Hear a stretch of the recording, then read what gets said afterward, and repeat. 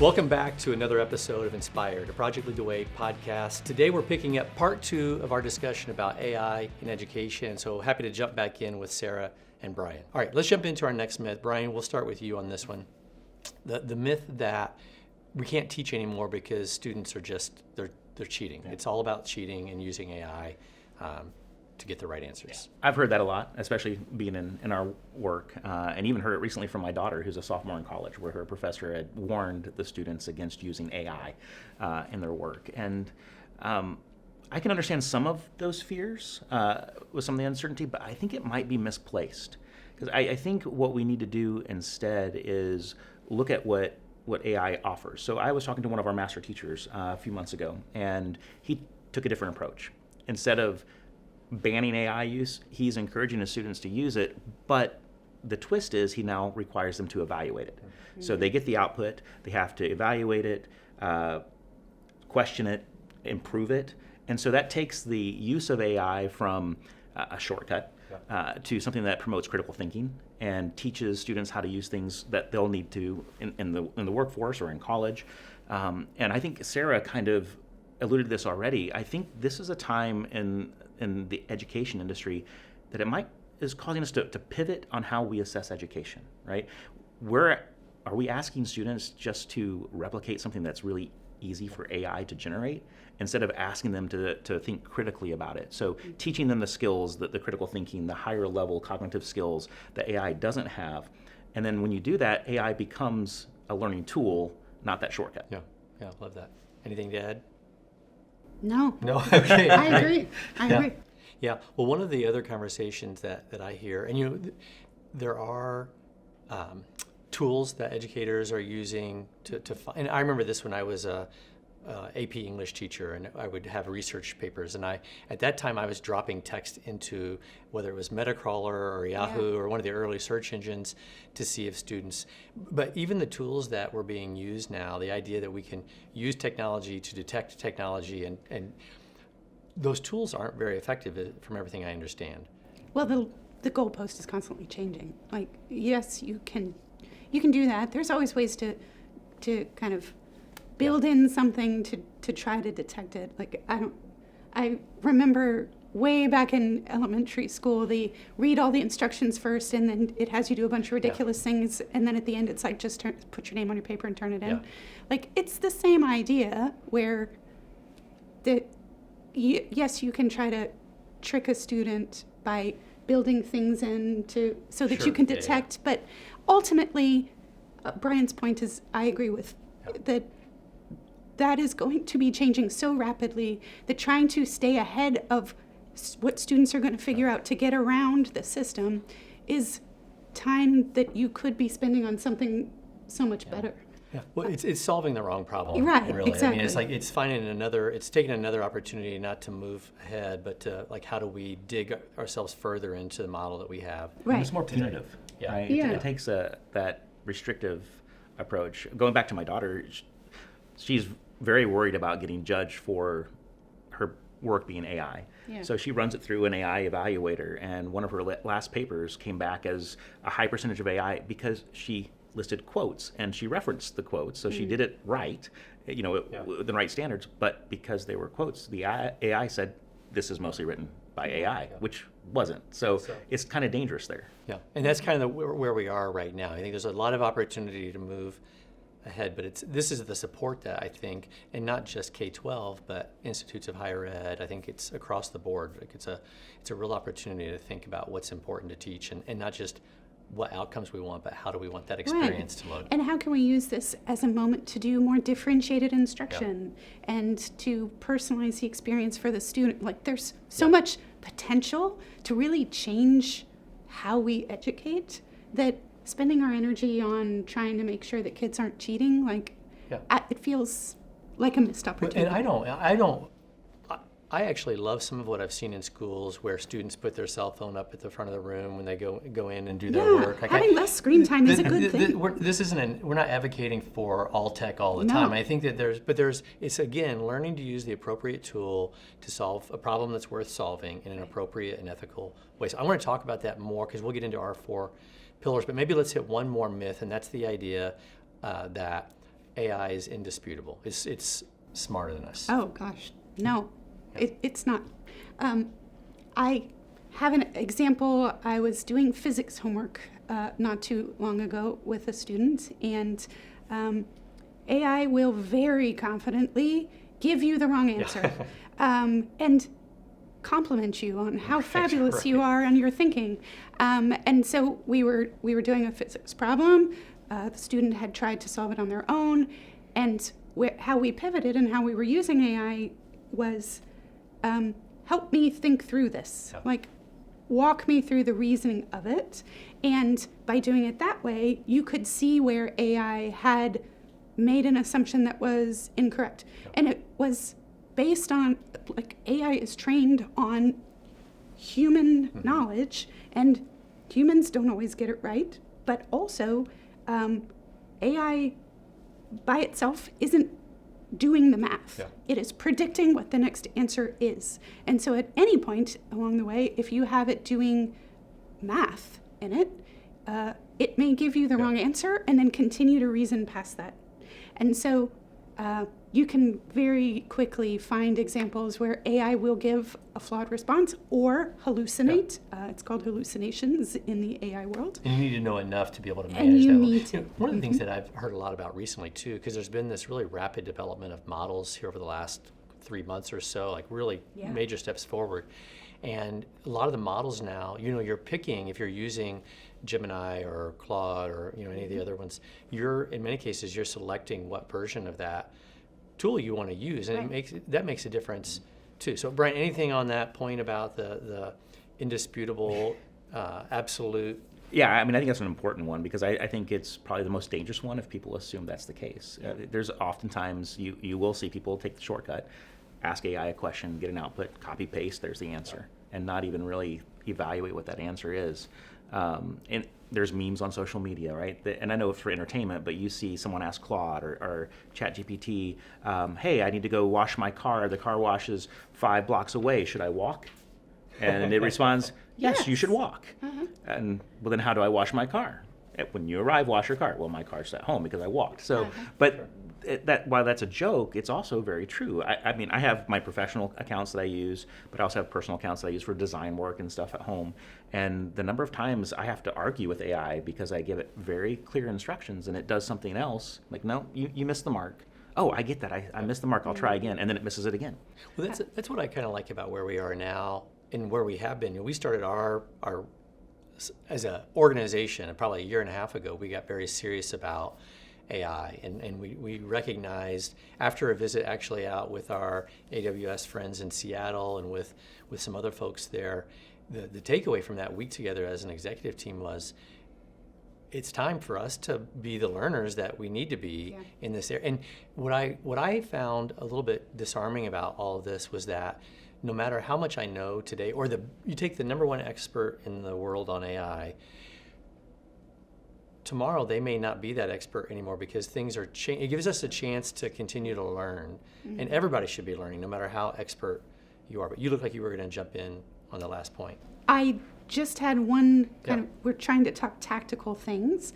One point on the what educators and administrators could be doing to make sure that AI is giving better answers. Help AI know the context in which it's working. So if you start your prompt with, you are an expert in, and provide a bit more information in the prompt. So don't ask it a question in the way you would search for something on the internet. That's part of what I'm seeing in like people who kind of sit in this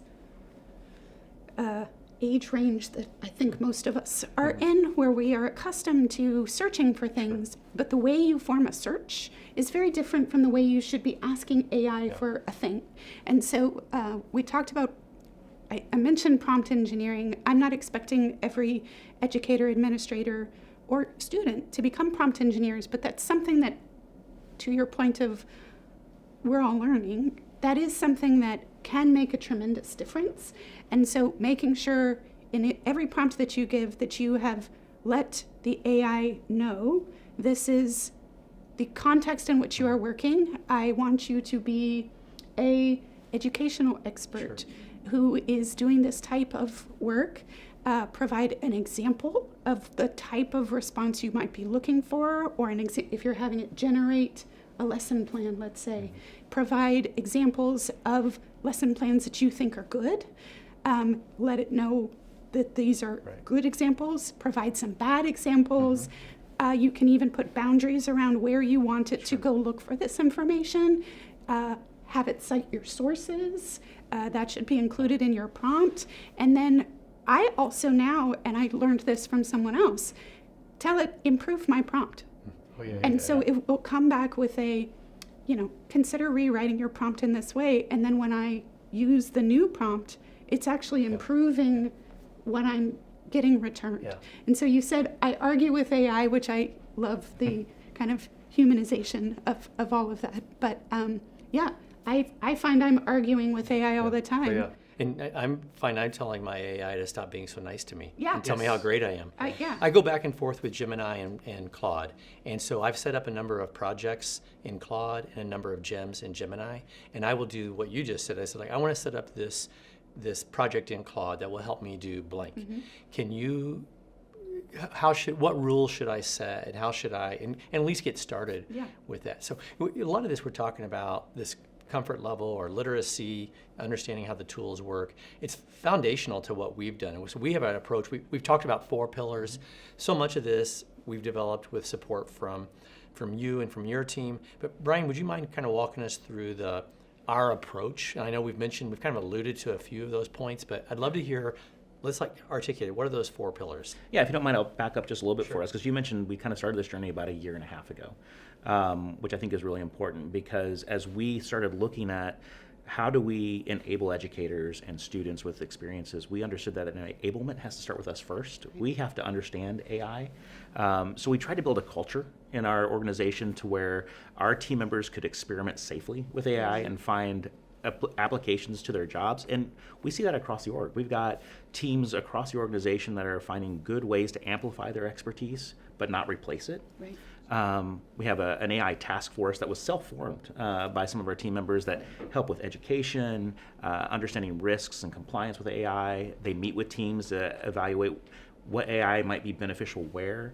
And then we also have our 4 pillars. And our 4 pillars, if you read them, they might just sound like our outward suggestions for education, but I think not only are they applicable to us as an organization and to education, but they cross industries. So the very first one is AI literacy, so understanding AI, what it is and how to use it responsibly. Next one is AI as curriculum, so having those experiences in the course so students can see hands-on how to use AI. And then you have AI in practice, and which is a little bit more important. That's more of the career-connected activities in our curriculum, or just if you apply it to your job. So you encounter AI as professionals would. And then finally is AI inside, and those are the intelligent supports that enhance your work or strengthen teaching and education. And I think that's not just applicable to us or our K-12 customers. It's applicable across all industries. Absolutely. Yeah, those parallel kind of how we're thinking about it as well. So responsible AI is one of our key pillars. Workforce enablement and education, we've put millions towards doing that within the U.S. and globally. We are enabling ourselves so that we can enable the world in how they use AI. And then equity and democratization is another piece that we feel is really important as we're thinking about AI. Where we started at the beginning of, the continuum is getting wider and making sure that everyone has access, and that it's really important to have diverse perspectives at the table, because AI is learning from what is out there, and if there's human bias in that, then there will be bias in the models, and there will be bias in the implementations of it. And so, I agree. Your pillars parallel industry, and that's where we're really making sure we're investing as Amazon. Well, and we talked about the partnership a little bit, but as a nonprofit, for us to go out and 2.5 million students today, over 50 million students in the U.S. right now, and then you think about adult learners and then the adults who serve students in the education industry. There's just a tremendous and very important moment right in front of us.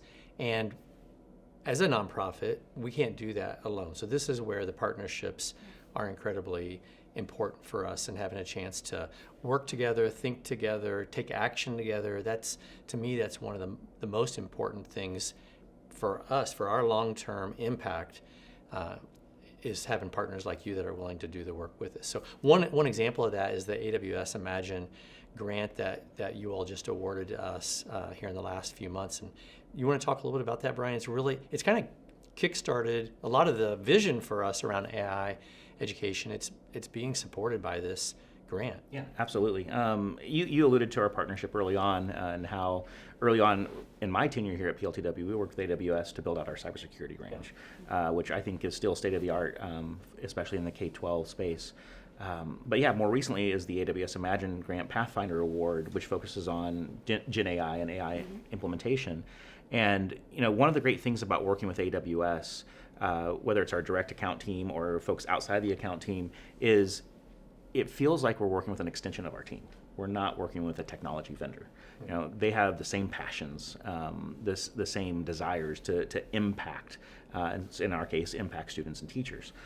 So with the Imagine Grant, we had some ideas about what can we do to support educators, enable educators, and then more importantly, enable students to have those hands-on experiences in the classroom, because when they walk out the door after graduation, they're entering a world where those experiences are now expected, right? It's not a nice to have, they're going to be expected. So the grant comes with some unrestricted cash, comes with some AWS credits that help offset some of the cost, also comes with access to some other experts, their AI Center of Innovation, solution architects that can help us design and build these things. And so that's what we're working on right now, is to help accelerate these ideas that we had to build some intelligent teacher supports and some very practical, career-relevant, hands-on experiences with AI into our curriculum. Can you give an example? An example? What are we allowed to say? That's a Can you great give an question. example of something specific that the team is working on? Yeah, so a good example maybe for the teacher intelligence support, right? It's still being designed, so this is not something that's out in the market yet, but it's something that we're going to design, pilot, get feedback from teachers on. We want teachers to be able to be as effective in the classroom as possible, doing what they do best. Engaging and teaching students. We want to reduce the time necessary for planning or searching, because when you go into the curriculum, you might need to remember where something is. So think of it right now, maybe basically as somewhat of a smart AI chatbot that a teacher can engage with either in the classroom or outside the classroom without leaving their lesson flow, easily search the curriculum, recall some of the professional development training that they had. So if they're entering into a unit that maybe they're uncertain of and they can't remember what they learned in their professional development, we can bring that up front and center for them right then and give them some ideas of what to use. And then Sara also mentioned earlier differentiated learning, right? So classrooms right now are very diverse. And so teachers sometimes have to kind of teach the middle, so you have students on both ends who may not be getting challenged the way they should. So with an AI assistant, I know that we provide lesson plans and ideas for teachers, but now they could take that and then differentiate that based on who's in the classroom. So that's one of the ideas that we have. And it's not that these are big secrets, but while our teams are working and developing, and then we're going to test, and we want to really make sure we get these tools right before we release them. And that's part of our awesome responsibility, is to make sure that we do that work really well. But the goal there, I love the idea of alleviating some of the burden for teachers, not teaching to the middle so much, massive personalization of learning for individual students, but doing that in a way that is seamless and well supported. Well, and doing it in an evidence-based way. Yep. Like, that's part of why we're delighted to support the work that you're doing, because sure, like, educators could go use ChatGPT or Gemini or any of the tools to go try to do that for themselves, but that is not within the space of all of what PLTW has already provided for them in a go provide the best possible path. It's looking very broadly. If you just put it into your phone and ask it to go, pull up a lesson plan that's going to be interesting for cybersecurity kind of thing. This does it in a way where it's pulling from established, Yes. well-tested, Yeah. well-thought-out curriculum and training. Well, and you alluded to, educators could go out and use ChatGPT, Gemini. One of the things that I've heard a lot of, especially in the K-12 classrooms, is concern about privacy and security, and are the models being trained on what I'm asking? Is my students' data safe? And so that's also part of what we're looking at building, especially when it comes to the hands-on interaction with students. Yes, if a school has granted access to a Gemini or a ChatGPT or something, they can use that, especially in our new Principles of AI course. But what we want to do, especially for equitable access, is we have a vision of building a very safe, secure environment for students to engage with, where models are not getting trained on their data. Privacy is not a concern. There's guardrails in place, so students can't ask the inappropriate questions and get an inappropriate response back. So that's also part of what we're leveraging the grant for, is to build these safe spaces for them to be able to engage and experiment. Well, that's a non-negotiable for us in the work we do with educators, but also with students. And being an ISO certified company, we think we take very seriously responsibilities around data, privacy, and so those things are non-negotiable for us. Smart, thoughtful, ethical use of technology, but using it in a way that helps strengthen the experience for students and for educators. I'm really excited about that. Let's end on just like a piece of advice from each of you for educators. I think whether it's a classroom teacher, a school, or a district leader, or maybe even a policymaker, what's one piece of advice that you would give to educators or educational leaders today in the world that we're all navigating together? I want to hear Brian's answer first. Fine. Oh, boy. So I think my advice would come from the idea that we need to be grounded in our approach as this advances rapidly. So when I think about other users, whether it's an educator or an admin or a policymaker, start small. Start small, because you don't have to transform everything overnight. Find one application where it saves you time. In the instance of an educator, it supports your teaching of students, and then test it, try it, and then evolve from there. And then I probably add one more. Explore enablement over restriction. Because students are already encountering AI in their daily lives, and as soon as they walk out of the four walls of a school, it's going to hit them. And so it's education's responsibility to prepare them for that. So instead of being restrictive, find safe, responsible enablement and engagement. Yeah, great advice. Those are great points. I should have gone first so that I got to make those. Sorry. I'll add to that by saying educators' job is still what it has been all along, which is to inspire learning. And that doesn't change. And so I think the points that Brian made are good ones on ways to begin that process. Continue to embrace that's why we're all here, is to inspire, and to educate, and to build lifelong learners. So I'm going to add to that and say, embrace that you are a lifelong learner in this, and look at the various options that are out there and pick a trusted source, because that's a great place to start. PLTW is obviously a great trusted source. Begin there. Reach out to others. Education is a team sport, and so talking with others about what they're doing, what they're trying, that works really well in my day-to-day, and I think it works well here too. I think I'll just say back to the making sure you're doing it in a safe space. If you aren't paying for a service these days, your data is your payment. Yeah, good point. That's a good point. And so if you are using ChatGPT on your phone and you're using the free version, then be very careful about what data you're putting in there. If you are working with student data, going and doing it in what is provided by your district is the best way that you have to do it responsibly and ethically today. So I'll extend that then to administrators and districts and school boards to say, Like, this is a really important time for you to enable your educators to do this in a way that is both inspiring and safe. Yeah. And do that through trusted tools, because your teachers will be experimenting with it. Yeah. Your students will be experimenting with it. And they have a responsibility to do so because of where we are in society today. And so telling them no is just going to mean they're going to find other ways to Yeah. do that, which could be putting people at risk. Yeah, great advice. The future will not wait. No. The future will not wait. We have an opportunity right now to make a really positive difference in millions of kids' lives, but also in the adults that serve them. Yeah. And it's our responsibility to do that. So, Sarah, I can't thank you enough for your partnership. It's powerful. It's making a difference right now for students all across our country and for the educators who serve them.